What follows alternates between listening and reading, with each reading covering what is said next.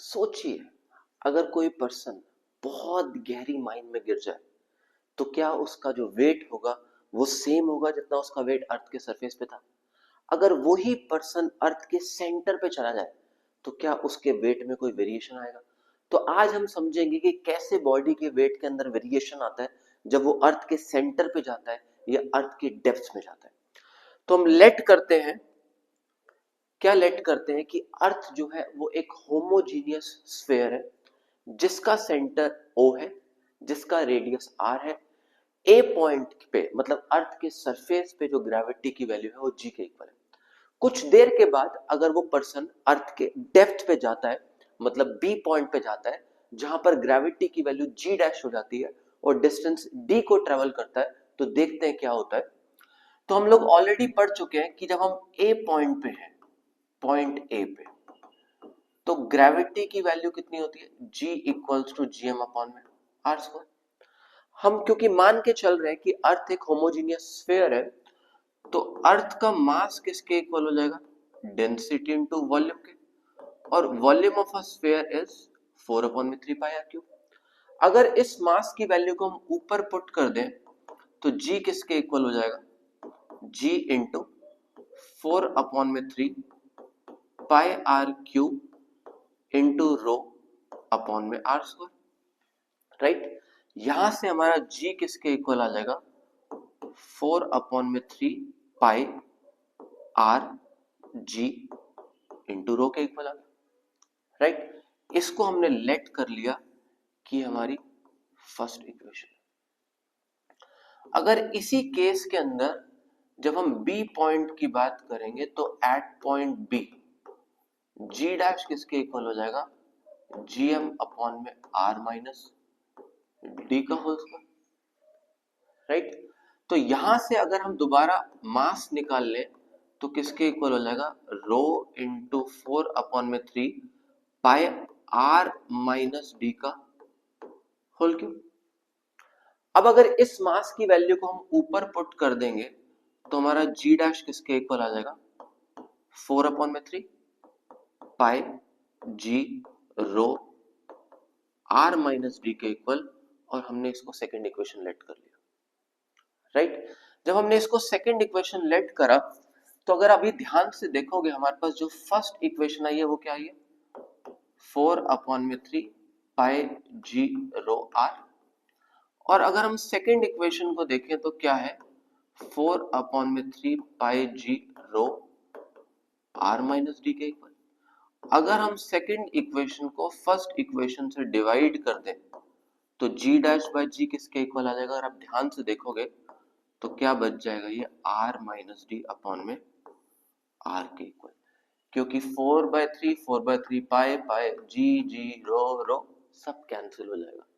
Right, तो ये एक स्टैंडर्ड फॉर्मूला है, बट अगर इसी के आगे आप प्रोसीड करोगे जी डैश अपॉन में जी, अगर हम ऊपर से आर कॉमन निकाल लें तो हमारे पास क्या रह गया, 1 माइनस डी अपॉन में आर, और नीचे क्या रहेगा are.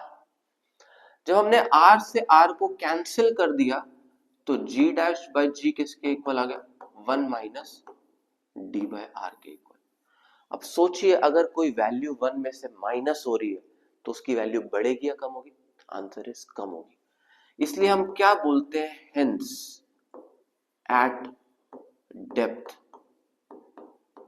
Value of gravity decreases. इसलिए जब हम माइन में जाएंगे या डेप्थ में जाएंगे तो ग्रेविटी की वैल्यू कम होती हुई दिखेगी। अब यही अगर हम बात करें अर्थ के सेंटर में क्या होगा, तो अगर आप ध्यान से देखेंगे सेंटर के केस के अंदर जो डी होगा वो किसके इक्वल हो जाएगा, आर के इक्वल। अगर डी आर के इक्वल होगा, अगर आप इस इक्वेशन को फॉलो करोगे तो इस केस के अंदर आपका जी डैश किसके इक्वल आ जाएगा, 0 के इक्वल। इसलिए हम क्या बोलते हैं, हेंस एट द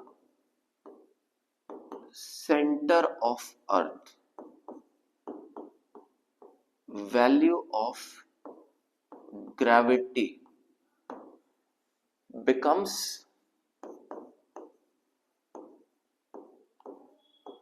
zero। इसलिए बहुत इंपॉर्टेंट है समझने के लिए, जब हम ऑल्टीट्यूड पे जा रहे हैं तब भी ग्रेविटी की वैल्यू डिक्रीज हो रही है, और मैं इस पे ऑलरेडी वीडियो बना चुका हूं, डिस्क्रिप्शन में मैं लिंक शेयर कर दूंगा।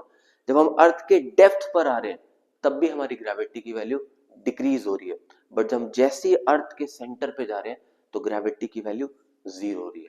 तो यह समझना बहुत इंपॉर्टेंट है हम लोगों के लिए कि when we are moving upward, altitude पे जाते हैं तब भी ग्रेविटी की वैल्यू डिक्रीज होती है, जब हम डेप्थ पे जाते हैं तब भी ग्रेविटी की वैल्यू डिक्रीज होती है, जब हम सेंटर पे जाते हैं तो ग्रेविटी की वैल्यू जीरो हो जाती है। तो क्वेश्चन पूछा जाता है अब ग्रेविटी की वैल्यू मैक्सिमम कहाँ होती है, तो आंसर इज जब हम अर्थ पर होते हैं, जब हम अर्थ के सरफेस पर होते हैं तो ग्रेविटी की वैल्यू मैक्सिमम होती है। रुकिए, अभी यहां पर एक फॉर्मूला हम लोग और डिराइव कर सकते हैं। जैसे अगर इस फॉर्मूले को हम ध्यान से देखेंगे, विच इज इक्वेशन नंबर 3, तो अब इसी इक्वेशन को हम दोबारा ले लें, which is g dash upon में g equals to 1 minus D by R. तो इसको हम क्या लिख सकते हैं, g dash equals to g 1 minus D by R, right. तो इसका मतलब g डैश किसके इक्वल हो गया, g minus D G by R. और यहां से हम इसको और क्या लिख सकते हैं, g minus G dash upon में g किसके इक्वल हो गया, डी बाय आर के इक्वल हो गया। तो अगर हमसे पूछा जाए कि what is the formula for percentage decrease in gravity, तो हम बोलेंगे फॉर्मूला क्या हो जाएगा, g minus G dash upon में g into 100 equals to D by R into 100।